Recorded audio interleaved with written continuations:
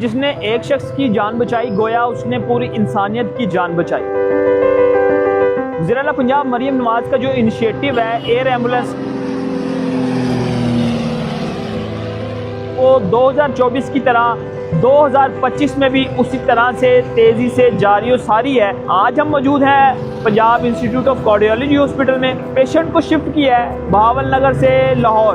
उनसे जानेंगे कि वो एयर एम्बुलेंस सर्विस के बारे में क्या कहते हैं, उनको क्या मसला था कि जब यहाँ पर शिफ्ट किया उसके बाद उनका जो इलाज मुआवजा है वो ठीक हो रहा है। आइए मेरे साथ। मुझे अटैक हुआ, दर्द हुआ सीने में। डॉक्टर साहब ने कहा जी तुम जाना पैसी लाहौर चेक कराना पैसी कार्डियोलॉजी तो डॉक्टर साहब ने की थी। उन्होंने आखिर हूँ थोड़ा गड्डी से जाना मुनासिब नहीं है तो एयर एम्बुलेंस कर देने तुम चले जाओ कार्डियोलॉजी। एम्बुलेंस साड़ी इतने 1 घंटे चाहिए।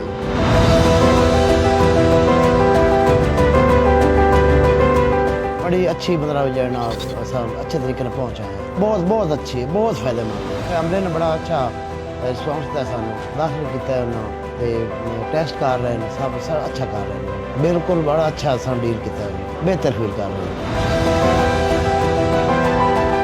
क्या मसला था आपके वालिद साहब को एयर एम्बुलेंस के ज़रिए लाहौर PIC मुंतकिल किया है, तो पहले कहाँ पे लेकर गए थे और किस तरह से इलाज हुआ? इनको सडनली चेस्ट पेन हुआ है बड़ा हैवी किस्म का ना, तो हमने इनको शिफ्ट किया DHQ हॉस्पिटल बहावन नगर में।